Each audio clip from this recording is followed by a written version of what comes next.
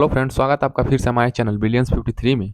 तो हमने इसके प्रीवियस लेक्चर में हमने प्रश्न नंबर लेक्चर 20 में हमने प्रश्न नंबर 109 तक पढ़ा था, राजन सीज लघुत्तरी प्रश्न विज्ञान तृतीय प्रश्न पत्र में। तो चलिए सेकंड सेमेस्टर प्रशिक्षुओं के साथ क्लास को शेयर कर दीजिए, चैनल को सब्सक्राइब कर दीजिए।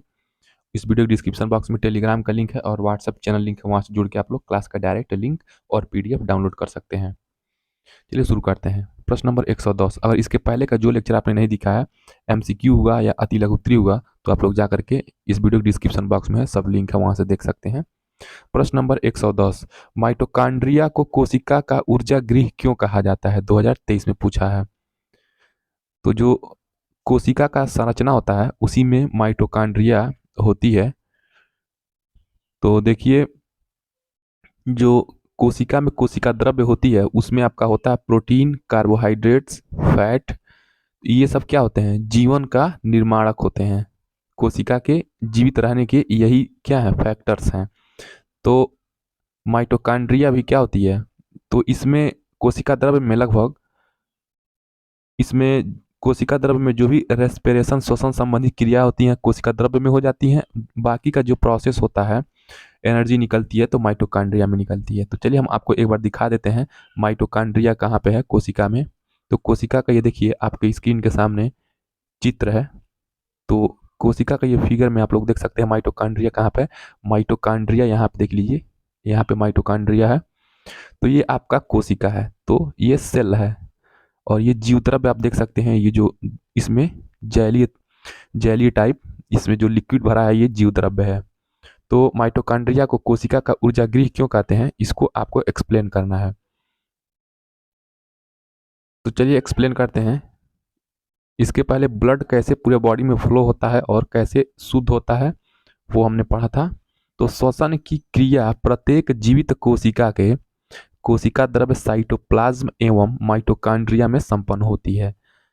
तो जो जीवित कोशिका होती है, अगर जीवित कोशिका नहीं रहती तो मृत हो जाते मनुष्य, इसीलिए जीवित कोशिका लिखा है। तो जीवित कोशिका के कोशिका द्रव्य में यानी कि साइटोप्लाज्म कहते हैं उसको, उसमें क्या होती है? माइटोकॉन्ड्रिया में संपन्न होती है श्वसन की प्रक्रिया।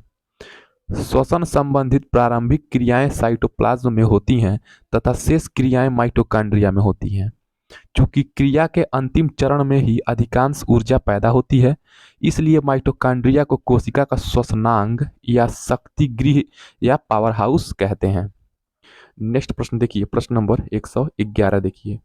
प्रश्न नंबर 11 क्या है? भास्मिक ऑक्साइड किसे कहते हैं? तो भास्मिक ऑक्साइड यानी कि क्षारीय ऑक्साइड, भास्मिक मतलब बेस, क्षार। भास्मिक ऑक्साइड या क्षारीय ऑक्साइड या बेस ऑक्साइड को ही कहा जाता है। बेस या भास्मिक ऑक्साइड ऐसे ऑक्साइड हैं जो अम्लीय ऑक्साइड के विरोधी गुण दिखाते हैं। जब ये क्षारीय ऑक्साइड है तो इसका अपोजिट क्या हो जाएगा? एसिड हो जाएगा। तो एसिडिक या एसिड ऑक्साइड जो होते हैं क्या करते हैं? उसके विरोधी गुण दिखाते हैं भास्मिक ऑक्साइड। और जो बेस या भस्म बनाने हेतु पानी के साथ क्रिया करते हैं, पानी के साथ क्या करते हैं? क्रिया करते हैं।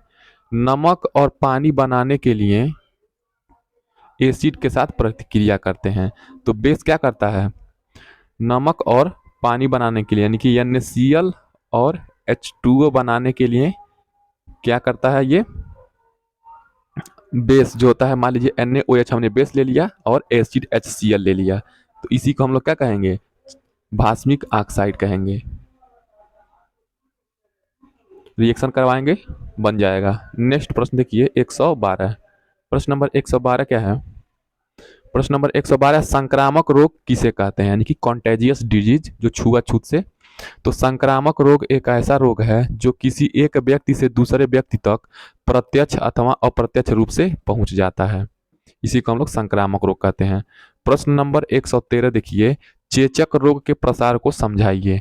देखिए आपका ये राजन सीज का ये लास्ट वीडियो लेक्चर है। इसके बाद हम लोग 2020, 22 और 2023 का प्रीवियस ईयर हम लोग देख करके इसे साइंस का पेपर का प्रिपरेशन खत्म करेंगे। हम लोग गणित शिक्षण पढ़ेंगे इसके बाद। तो चैनल को सब्सक्राइब कर लेंगे और सेकंड सेमेस्टर वाले के साथ शेयर जरूर कर देंगे।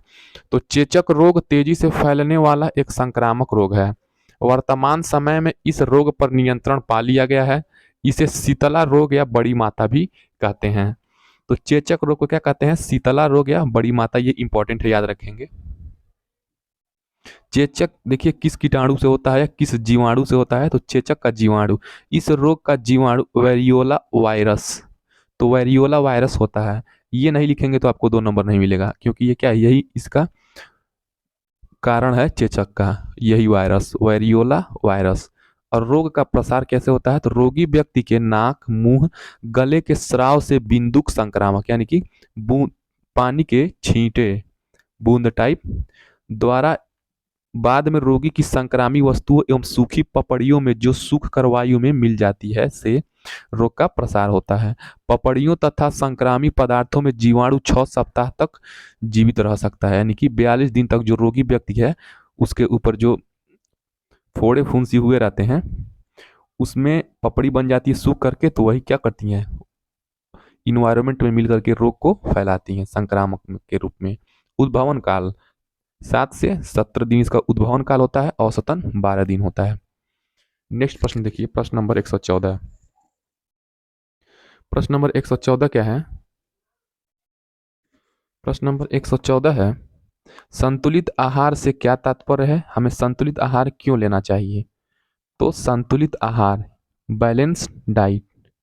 तो बैलेंस डाइट हमें क्यों लेनी चाहिए? क्योंकि हमारे शरीर में अधिकता हो जाएगी किसी भी चीज़ की तो शरीर रोगग्रस्त हो जाएगा, इसीलिए बैलेंस डाइट लेना आवश्यक है शरीर के लिए। तो संतुलित आहार वह आहार होता है जो शरीर को उचित ढंग से कार्य करने के लिए पोषक तत्व प्रदान करता है। अपने आहार से उचित पोषण प्राप्त करने के लिए आपको दैनिक आहार में अधिकांश कैलोरी का उपभोग करना चाहिए। ठीक है, अधिकांश कैलोरी वाले भोजन जिसमें आपको एनर्जी ज़्यादा मिले। एक संतुलित आहार में एक संतुलित आहार में पर्याप्त मात्रा में प्रोटीन होता है, कार्बोहाइड्रेट होता है और वसा, पौष्टिक तत्व, विटामिन, खनिज जैसे तत्व मौजूद होते हैं जो शरीर में क्या करते हैं, शरीर में वृद्धि और कोऑर्डिनेशन, शरीर के लिए समन्वय और संतुलन बनाए रखते हैं शरीर के अंदर। तो संतुलित आहार शरीर के पोषण हेतु तथा ऊर्जा प्राप्त करने के लिए अत्यंत जरूरी है। नेक्स्ट प्रश्न देखिए, प्रश्न नंबर 115। प्रश्न नंबर 115 क्या है? तो प्रश्न नंबर 115, ऐच्छिक एवं अनैच्छिक पेशी में अंतर स्पष्ट कीजिए। हमारे शरीर में जो पेशियां हैं, जो मसल्स हैं, उसमें कुछ हमारी इच्छा के अनुसार गति करती हैं, कुछ हमारी इच्छा के विरुद्ध करती हैं, यानी कि नेचुरली वो मूव करती हैं। तो ऐच्छिक पेशी जो हमारी इच्छा के अनुसार क्या होती हैं, मूव करती हैं। तो ऐच्छिक पेशी को रेखित पेशी भी कहते हैं। इस पेशी को अपनी इच्छानुसार संकुचित यानी कि सिकुड़ाया एवं फैलाया जा सकता है। इससे शरीर के भिन्न भिन्न अंगों में गति होती है, इसलिए इन्हें ऐच्छिक पेशियां कहते हैं। अनैच्छिक पेशी देखिए, तो या इसको ऐच्छिक पेशी कहते हैं वॉलंटरी मसल और इसको कहते हैं इनवॉलंटरी मसल। तो अनैच्छिक पेशी को अरेखित, नॉन लीनियर कहते हैं एवं चिकनी पेशी भी कहते हैं। इस वर्ग की पेशियां इच्छाधीन नहीं होती हैं। इनमें अनैच्छिक तंत्रिका तंत्र की नियंत्रण व्यवस्था रहती है, यानी कि हमारा नर्वस सिस्टम के थ्रू क्या होता है, अनैच्छिक पेशियां कंट्रोल होती हैं। नेक्स्ट प्रश्न देखिए 116। प्रश्न नंबर 116 क्या है? प्राकृतिक आपदा से सुरक्षा के लिए क्या क्या उपाय करना चाहिए? तो देखिए, प्राकृतिक आपदा से सुरक्षा के लिए निम्नलिखित उपाय करना चाहिए। तो अधिक से अधिक वृक्षारोपण करेंगे तो मृदा अपरदन नहीं होंगे और जलवायु परिवर्तन नहीं होगा, जिससे ज़्यादा बाढ़ या सूखा की आशंका कम हो जाएगी। और छतों को तथा पंखों को चेक कर लेना चाहिए। अगर आप सोए हैं, पंखा आपके ऊपर गिर जाएगा तो मर जाएंगे, इसीलिए पंखों को चेक कर लेना चाहिए। बिजली से जुड़े सभी तारों को निकाल देना चाहिए। चौथा, भूकंप के समय समस्त सदस्य खुले मैदान में एकत्रित हो जाएं। तो आप लोग अपने हिसाब से बना करके लिख सकते हैं प्राकृतिक आपदा से सुरक्षा के लिए क्या क्या करना चाहिए, और भी 2-4 लाइन आप लोग उसमें ऐड कर सकते हैं। नेक्स्ट प्रश्न 117। प्रश्न नंबर 117 है, फसल चक्र से क्या लाभ होता है? तो हेडिंग डालेंगे फसल चक्र के लाभ। पहला, फसल चक्र से कीटों का नियंत्रण होता है। फसल क्या होते हैं? फसल चक्र से क्या होता है? कीटों का नियंत्रण होता है, इसीलिए फसलें अदल बदल करके हेर फेर करके बोई जाती हैं। दूसरा, फसलों का बीमारियों से बचाव होता है। तीसरा, फसल चक्र से वर्ष भर आय प्राप्त होती रहती है। चौथा, फसल चक्र से मृदा क्षरण की रोकथाम होती है। पांचवा, फसल चक्र से भूमि की उर्वरता में सुधार होता है। नेक्स्ट प्रश्न देखिए, तो उसमें कुछ समझाने वाली चीज ही नहीं है।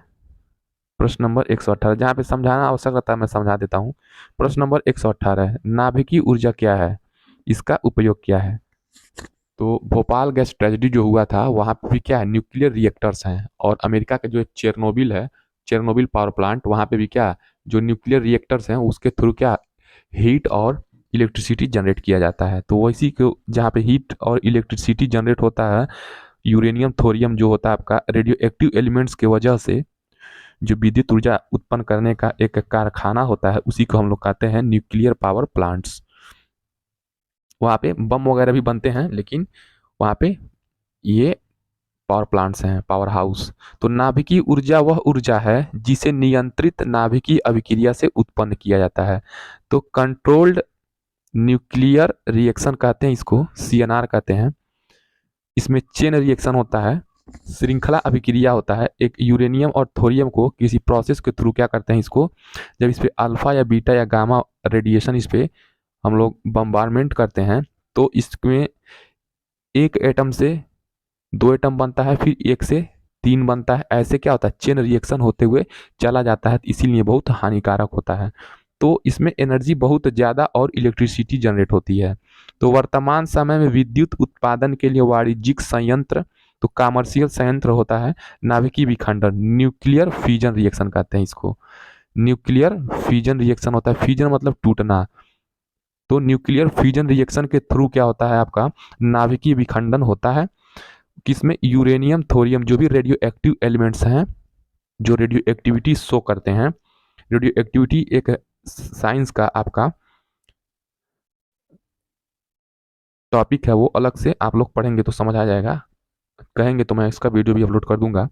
नाभिकीय रिएक्टर से प्राप्त ऊष्मा, तो जब बहुत सारे यूरेनियम थोरियम लार्ज अमाउंट में आपका जब विस्फोट होता है, तो उससे बहुत ज़्यादा ऊष्मा निकलती है। तो उस ऊष्मा से क्या करते हैं, पानी को गर्म किया जाता है और पानी को भाप बना करके टरबाइन को घुमाया जाता है। टरबाइन मतलब पंखा, पंखा को घुमाया जाता है और उस पंखे से जुड़ा रहता है तार, तो उस तार के थ्रू बिजली जाती है, तो जिसे फिर बिजली उत्पन्न करने हेतु इस्तेमाल किया जाता है। प्रश्न नंबर 118 था, इसका उपयोग कहाँ होता है नाभिकीय ऊर्जा का, तो बिजली उत्पादन और आणविक बमों, तो जो एटॉमिक बम्स वगैरह है या निर्माण में होता है। नेक्स्ट प्रश्न देखिए, नेक्स्ट प्रश्न 119। प्रश्न नंबर 119 है, ज्वालामुखी क्या है, यह कितने प्रकार के होते हैं, ज्वालामुखी का मानव जीवन पर क्या प्रभाव पड़ता है, 2022 में पूछा था। तो ज्वालामुखी वह छिद्र या दरार है जिसमें होकर पृथ्वी के आंतरिक भाग में स्थित लावा तथा अन्य पदार्थ ऊपर आते हैं, तथा ज्वालामुखी उद्गार तथा उससे निकलने वाले पदार्थों के धरातल पर आने की क्रिया ज्वालामुखी क्रिया कहलाती है। ज्वालामुखी निम्न प्रकार के होते हैं, जागृत ज्वालामुखी, प्रसुप्त ज्वालामुखी और शांत ज्वालामुखी। ज्वालामुखी से निकले पदार्थ मानव जीवन को विभिन्न प्रकार से प्रभावित करते हैं। ये स्वास्थ्य संबंधी समस्याएं, जान माल को नुकसान तथा वातावरण को दूषित करते हैं। ज्वालामुखी आप लोग समझ रहे होंगे, जिससे क्या होती है, जमीन के अंदर जो भी गर्म लावा वगैरह है, वो क्या होता है, जमीन को छेद करके ऊपर धरातल पर चलाता है, जिससे उस पार्टिकुलर एरिया में रहने वाले लोग क्या होते हैं, उनके जान माल और स्वास्थ्य को त्वचा संबंधी बीमारियां हो जाती हैं। इससे ज्वालामुखी के मैक्सिमम हानियां हैं, लाभ बहुत कम है, इसीलिए इसके लाभ नहीं पढ़ाए जाते हैं उतना। तो चलिए हम लोग पढ़ लिए राजन सीरीज पूरा, विज्ञान तृतीय प्रश्न पत्र आपका खत्म हो गया। अब हम लोग इसके बाद प्रीवियस ईयर नेक्स्ट वीडियो से पढ़ ले रहे हैं, एक एनालिसिस बस कर लेंगे किस टाइप के क्वेश्चन आते हैं, और यहाँ से आप लोग क्वेश्चन का तैयारी हो चुका। चलिए हम लोग मिलते हैं नेक्स्ट वीडियो में प्रीवियस ईयर के साथ। जय हिंद दोस्तों।